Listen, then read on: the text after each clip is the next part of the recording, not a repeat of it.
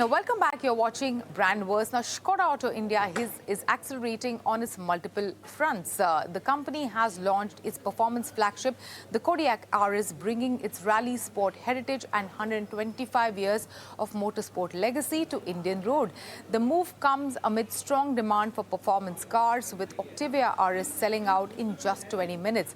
At the same time, Skoda has more than doubled its sales, driven by Kylak, while Tier 2, Tier 3 cities now account for nearly 65% of its business, as the brand also evaluates its EV strategy and strengthen its growing community of enthusiasts. Joining us to discuss the road ahead is Ashish Gupta, Brand Director, Skoda Auto India. Before we go to the Kodiaq RS, which of course is the big news that we are here to share with you, but I think let me speak a little bit about the Kodiaq itself. I think the Kodiaq has been in the market, at least globally, since 2017. It's been the flagship for the Skoda brand. It was the first luxury SUV that the Skoda brand brought into the market, and it's been a tremendous success the world over. Last year in India as well, we launched the new Kodiaq, the new model year of the new model of the Kodiaq. We have followed it up just last month by upgrading the features of the Kodiaq with now an ADAS suite also included. So it's been a good journey. I think the Kodiaq is seen as one of the benchmark cars in that segment, and is really pushing the brand also up, because Skoda has traditionally been known for its premium cars, and this car fits the global positioning, which also flows into our other cars available in the country. But now coming to the subject matter that you mentioned, I think the RS, or the full form of RS is Rally Sport, has defined Skoda's motorsport heritage over the last 125 years. And you won't believe it, Skoda has been into motorsport for 125 years. And the RS badge, or the RS name itself, is more than 50 years old now. So that's why it's very close to our heart. It defines Skoda's engineering and performance-oriented cars that we sell, we make and sell globally. It defines us. That's why it's the pinnacle of Skoda's engineering. And that's what our customers have also always wanted from us. Last year we brought the Octavia RS into the country, sold out in 20 minutes. So there's always been a lot of demand, not only from enthusiasts, but from people who want to see the pinnacle of European engineering and the RS badge in their hands. So there's a lot of desirability. There's a lot of, I would say, desire to own this specific badge, especially on a Skoda, but more so now on a Kodiaq. Because Kodiaq is the flagship for Skoda. And in our flagship, now we have the RS, so it's an icing on the cake. Right. And you mentioned Octavia RS and now Kodiaq RS. And of course, with the RS also comes one of your key ambassadors, which is Rishabh Sharma, and you had done an interesting campaign with Octavia with him, and also doing something similar for Kodiaq. How did that association come about? And in a world where auto brands are reaching out to film stars, cricketers, why Rishabh Sharma? No, I think, more than why Rishabh Sharma, I think what also defines the RS badge is exhilaration. It also signifies, a differentiated offering. It also offers, for us, at least in Skoda India, a fusion of, the European heritage that we have and the more than 25 years we have been in India. So I think, from that perspective, Rishabh Sharma was a natural fit when we went for the RS. The initials also match, but I can tell you that was not by design. And I don't know, I keep blaming my team, or not blaming, but complimenting my team, that you are getting all people who have initials RS to be associated with. But luckily, I think they sat with the list of RS names and no, you won't picked up the best of the lot. I don't even want to share what are the other RS available, because you will be appalled. So, but let's not go there. I think Rishabh was a natural fit, and when we saw the work that he has done, the icon he has become, it naturally fit the icon that the Octavia or the RS badge itself is. The collaboration last year proved very successful. The film got more than, I think, 4 or 5 million views, on social media.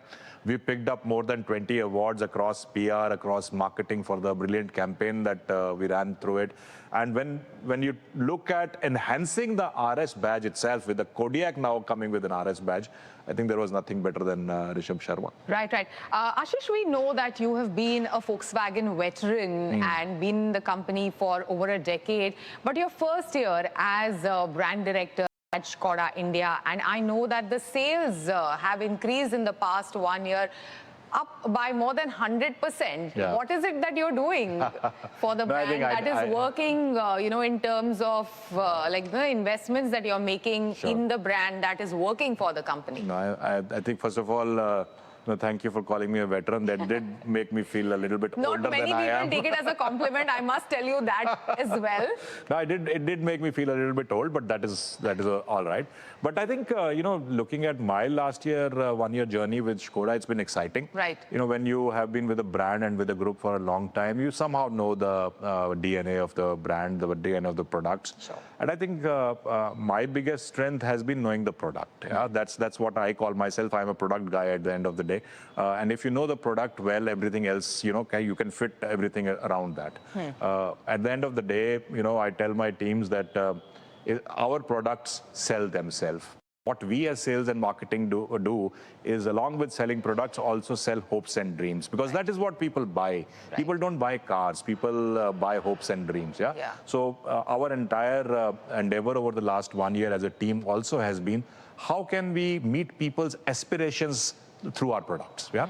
And that also goes a lot with the communication that you do, the positioning that you do.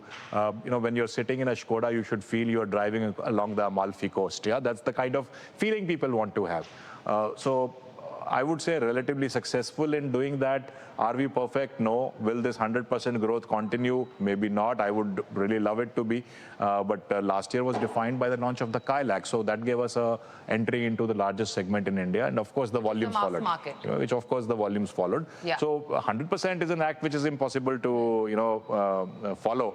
But we are looking at growth, 8 to 10% growth this year as well. Right. For someone who's been a part of the Volkswagen Group, and since you took charge last year, the 25th year of Skoda in the country, as someone from the outside, how did you perceive the brand? And now when you're working so closely with Skoda, what is it that you want the perception to be? Because, you have cars from the entry to the likes of Kodiaq. So what do you want the perception to be amongst the consumers? And then when I was looking at Skoda as a brand from the outside, I think Skoda is admired for its European engineering. Skoda is admired for its safety that its cars provide. Skoda is admired for the design, but I think the perception, and in some ways rightfully so, was that we were admired from a distance, because of the price perceptions customers that had around our products, the perceptions that customers had about the maintenance costs of our vehicles. Sure. So these are areas that you needed to tackle to actually make a difference in the market. And that is what we as a team, took up as challenge to address. For us, entry into the Kylak segment also meant that how do you maintain your premium positioning but still be mass? And that is a very difficult challenge to handle. And how did you do that? So we basically, had three mantras or three pillars of what we call our strategy. We wanted to be relevant in whatever segment we are in. And relevance means having the right products, right value at the right price points. I think variants which customers aspire to be. We wanted to still maintain our premiumness by differentiating ourselves. Not only through our products, but also through our communication. That's why we spoke about the communication language that we adopted. Differentiation also means bringing in our global portfolio cars, like the RS badged cars, the Octavia and the Kodiaq RS now. So they do maintain the premiumness and differentiated image of the product. But for me, I think the most important pillar has been, how do you build long-term trust? Trust comes with when a brand meets its promises. So we want to make promises that we can keep, whether it is ownership cost, whether it is prices, whether the new products that we are launching, whatever we say in the public, we make it happen. And long-term trust is also built by building a community around you.